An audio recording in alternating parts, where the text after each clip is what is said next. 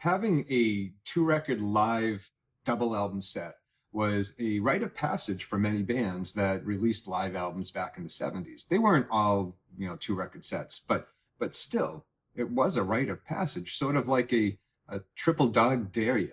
I triple dog dare you! My first live record was in 1977, and I get it for Christmas. It's this one right here. It's Elvis Presley in person at the International Hotel. Now, would I consider this a essential live recording? No, that's not what this is all about. This is just about the live albums that I've loved over the years. And I'm going to call this one part one because there has to be a part two, because after I did this, I came up with, what are those 5 albums I would pick? I thought of at least 5 more. And I'm sure with some of the comments we'll see, there'll be plenty more to talk about. So let's get started in really no particular order, because the order will change if I tried to put them in a list of, my favorite one to my least favorite. So to kick things off, we're going with Blow Your Face Out by the Geils Band. I bet you could Google, top 10 live albums of all time, and this would not show up on a single list. But it's an incredible live album, and it captures the band almost at their height. This was also, I believe it was 4 years. 4 years before they even released Love Stinks. Now, as much as I love this album, I do wish it had Centerfold on it. That song brings back a lot of crazy memories of 9th grade high school gym dances. But it's Peter Wolf's exclamation at the end of side 2, where he says, "We're going to blow your face out," that brings back a bunch of memories of just sitting at home after school listening to WBCN out of Boston. That was one of the things they would stick between commercials, Peter Wolf's voice. And as a matter of fact, he used to be a DJ in Boston for WBCN. He was the original Woofa Goofa back in probably late 60s. So this double live album really does, capture the energy of the Geils Band. Try not to smile and dance when they break into Where Did Our Love Go? Now here's a change of pace, and don't let this next one fool you into thinking it's any less exciting or impactful. It's probably, arguably, the greatest live album ever made. And I'm talking about Johnny Cash live at Folsom Prison.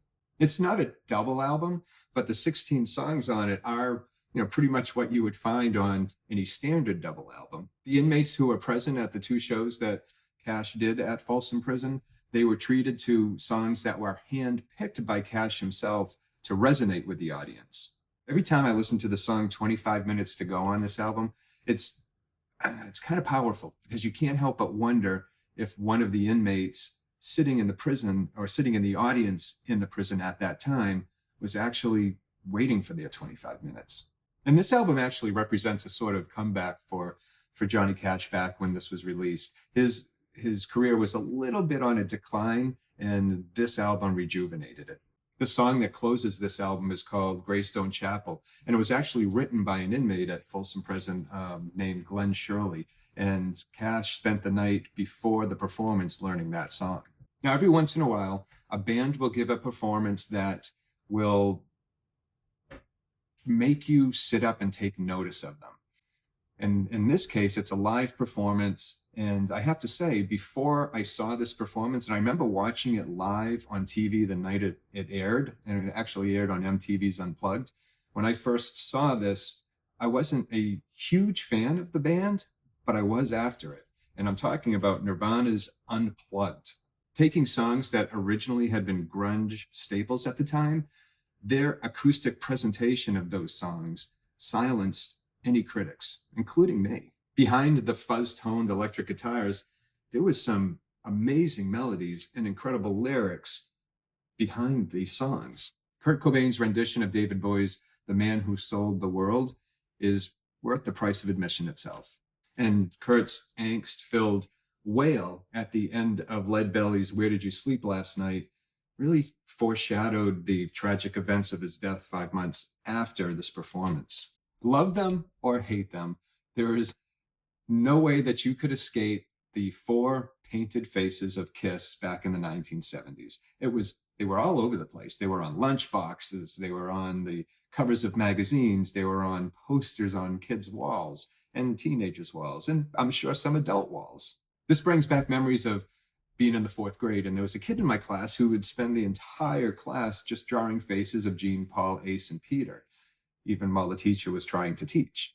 Kiss was a force to contend with, and that force included a stage show that included things like, spitting blood and spitting fire and rising drum kits and sirens and all kinds of craziness. It was a circus. And don't forget their outfits, which came right out of, science fiction and fantasy comics. So parents and critics might have dismissed the band and figured, the music has to be secondary. But this one album changed all of that. Kiss Alive. When this album came out, again, people sat up and took notice. The music was not an afterthought. It was just good old rock and roll with some questionable lyrics. This album was released in 1975, and it dares you to ignore it. It was basically a spotlight of songs from their previous 3 studio albums. Songs like, Cold Gin and Nothing to Lose and the perennial Rock and Roll All Night. Kiss Alive set the bar and the platform boots very high for any bands that were hoping to release a double live album in the 70s or in the wake of 1975 when this came out. It's a well-known fact now that Kiss actually overdubbed some of the parts in this album, and they also probably added some audience noises, and increased audience noises were appropriate. But it doesn't take away with the fact that this was a very energetic and electrical live album when it came out. It almost feels obligatory for me to include the next album in today's list. But there is a reason that it was picked by the Library of Congress to be in the National Recording Registry. The reason being is that it's been deemed by the Library of Congress as being culturally, historically, and aesthetically significant. And who can deny it? Robin Zander's intro, I Want You to Want Me, is permanently carved into the minds of anybody over a certain age. And I am talking about Cheap Trick's Live at Budokan. It was released at the beginning of 1979, I think February. So it was just recorded a few months before that, I think 10 months before this was actually released. It marks the end of the 1970s, a decade of excess and cultural change and what it means to be famous, and also a pop culture that dictated, how we thought, how we spoke, how we acted, and how we dreamed. It was the decade of the Fonz and Jaws and Star Wars and Evel Knievel. And then there was Cheap Trick. They were once called America's answer to the Beatles, which really wasn't fair to the band. I mean, come on, the Beatles. Where they differed and what set Cheap Trick apart from other bands in the 1970s and even the early 80s was the power of their delivery. I mean, my ears are almost still ringing from when I saw them in the 90s. They were, and probably still are, an incredibly loud band. If side 1 is great, side 2 is even better. This is a rare instance where the live versions of songs are just as good, if not better, than their studio counterparts. And I'm thinking of songs like Surrender and I Want You to Want Me. Best live album ever? Well, maybe not, but it is one that I think everyone should have in their collection.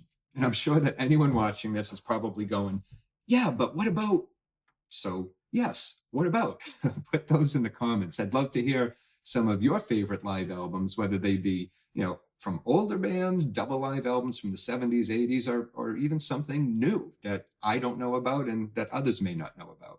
So just leave your comments below, and don't forget to like and subscribe. And the most important thing that I want you to leave with today is thank you. Thank you for being here, and thank you for taking the time to watch this. And until next time, please take care of yourself and enjoy your records.